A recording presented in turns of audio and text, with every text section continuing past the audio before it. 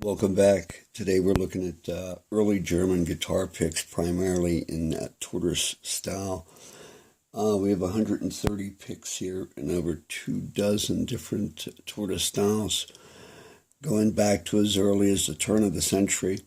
Most of them are from the 1930s, 1920s to 1930s, with a few being a later post-Golden Age, and we'll take a look at those in the last plate. So this is the first plate I have up here, or display. There's going to be two more to follow. Immediately, what's so eye-catching about this first plate is this group in here just bursting with all that deep color, that rich amber and golden brown colors. In addition to the shapes too, we have those unusual home plate shapes that I talked about in earlier videos. We have a shape here that's only seen with the Germans, really bizarre, and we actually saw that in our first video, which featured one in this shape that was white. Then we have this long mandolin pick here, same exact mandolin pick showing up in a 1904 French catalog, the Jerome Thubeville catalog. And these two that appear to be D'Andreas, because D'Andrea made this shape as well, but they're actually European, and the D'Andrea followed. This one here is completely hand-beveled. As you can see, that tip there, that's a hand-beveled tip. The edges are flush. They have not been beveled at all. Just for comparison's sake, I'm going to show you a modern home plate pick that's most popularly used by Ritchie Blackmore compared to this German pick here. What a significant size difference. And the German pick is at least 1.5 millimeters thick. It has a hole in it, and we'll compare it to what's also known as the Bert Weedon shape from the UK, which is a larger, wider pick. But again, it just doesn't seem to jump out at you with as much character as that German pick does. And I personally got these from Klaus Gotz, who I also mentioned earlier. He's the owner of the Gotz Company, music company in Germany. They distribute a wide variety of musical products, focusing on violin products, but they sold a lot of guitar picks in the past too. So most of this group came from Klaus, except for this particular speckled variety right here. And I'm showing it in at least 2 or 3 variations, a lighter one here, a deeper one here. And this one here may match this one if it were the same gauge. This one's much thinner than that one, so it appears to be a little bit lighter. But going over here on the left, now we have some strange effects going on with this knurled grip pick. There's a knurled grip pick like this in the 1970s catalog from Germany, but there's also one from the 1930s catalog with this knurled grip. Now, this is an unbeveled pick, and it's showing several different mandolin varieties here. And because of that, I'm inclined to believe it's from the older era, that they are not the newer models.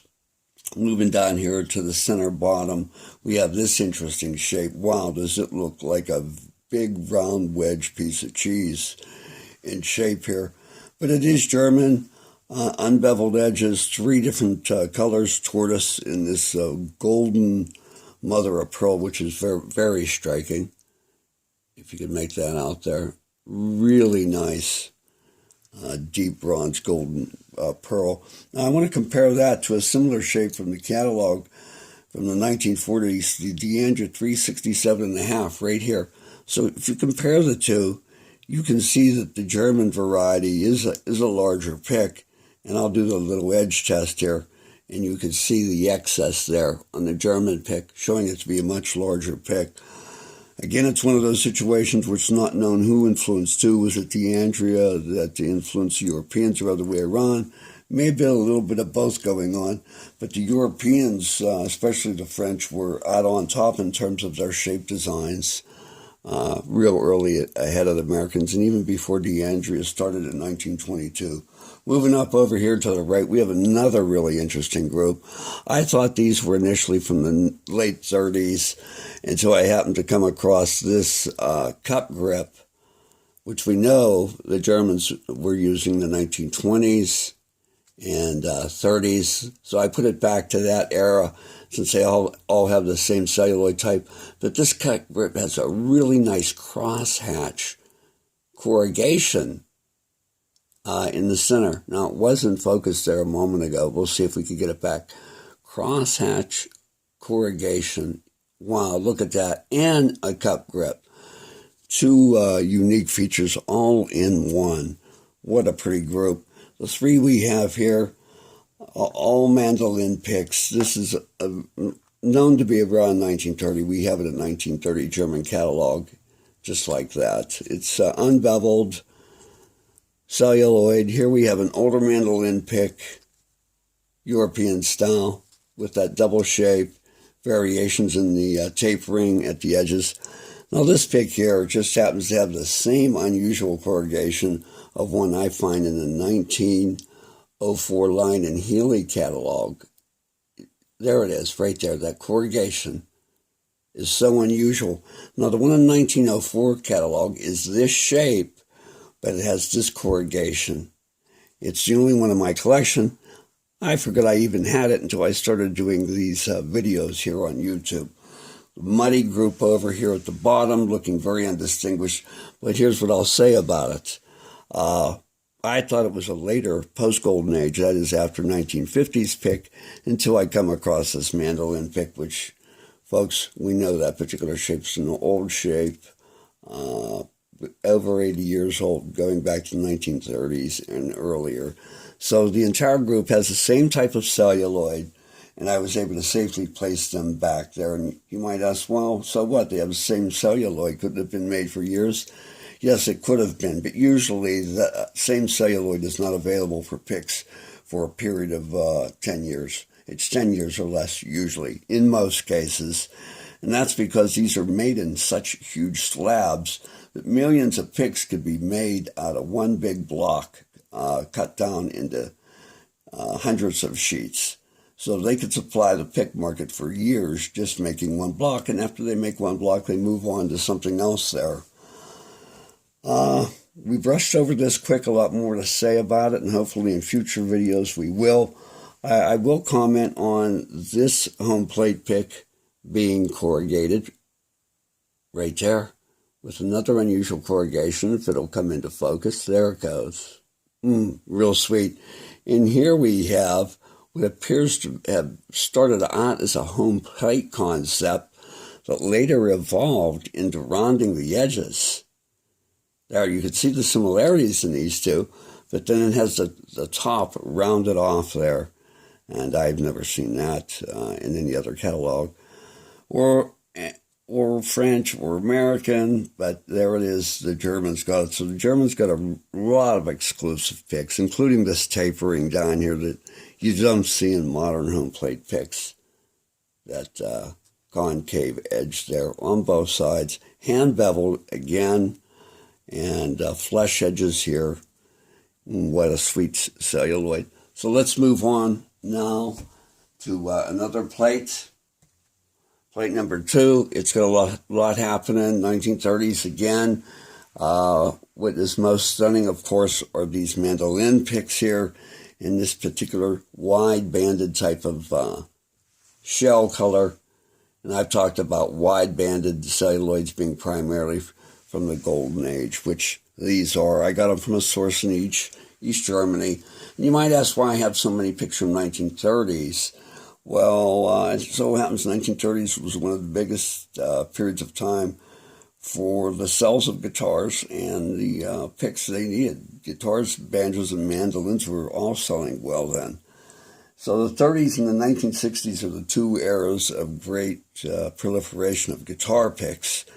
But let's move on here. We can see the variations of this right here in almost a near black here with amber. Here's a brown with amber, and here's a near black with a orangish amber. So 3 different variations in color tone among all these triangles here. Here we have a couple of large mandolin picks similar to the D'Angelo 360. Very long, medium in width, nice smoky celluloid. A similar celluloid turns up later on in the 70s that Fender uses, but doesn't quite look the same as that. More mandolin variations down here. These two are approximately, but not quite the same, and this one is obviously different. Over here, some really nice tortoise as well, and we have more mandolin picks here. And these happen to be black. I'm focusing on tortoise today, but we do have a few black and white. Moving on to the last one here, and we have a number of picks here from the Golden Age and from post-Golden Age. It's a very interesting group here. This looks like something very similar and almost exactly similar in some cases, especially to the American ice cube variety. And here we have it in the German variations and colors. A nice corrugated pick here that has a texture to it. If you didn't know any better, you might think it was genuine tortoiseshell, but it's not. You see that texture? It's not perfectly flat. Wow. This unusual German shape for a 351. And this is the traditional 351 shape here, but Germans went ahead and they had a couple of different variations on that idea. Let me put it down flat here so you can see it better and compare it. Obviously, there's a difference, these being wider than the standard one. And I have all these picks paired up, by the way, that you've just seen by the shade of tortoise they are. So you have these 5 here being similar, all ice cube varieties. The slight differences in all 4 of these, but a similar idea with wide-banded tortoise. These are the same celluloid here. These pairs have the same celluloid as well as these pair. This pair does here, but this is a slightly different variation, a little darker. And all these are singles I have that I couldn't quite match to other celluloids here. Wide variety of shapes as well.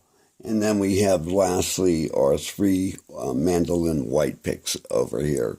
So many of these unbeveled, ones in the previous videos, most all of them were unbeveled. And this concludes the quick run-through of German tortoise from the pre-1950s Golden Age era. But before I go, I just want to run a flashlight over these so you can see them quite literally in a different light. Wow, that looks a little better there. Same with that. You can see that a little better. Some muddier colors there. Move it over here to here. Move on to the middle plate that we saw.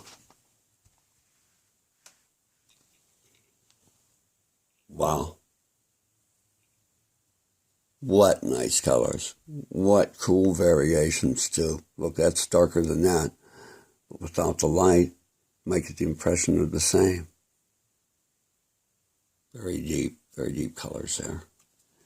And take a look at the first one we looked at here, which really, in most cases, doesn't need any light. It jumps out so well. There's that group right there. How sweet. Unusual knurled grips there. Really nice patterns in amber in there. Then this speckled variety here. Wow. And those are the only picks I have of that variety in the entire collection. See if we get a close-up again of that unusual grip. There it is. Turn of the century. Oldest pick on the board there. And finally we have this group here.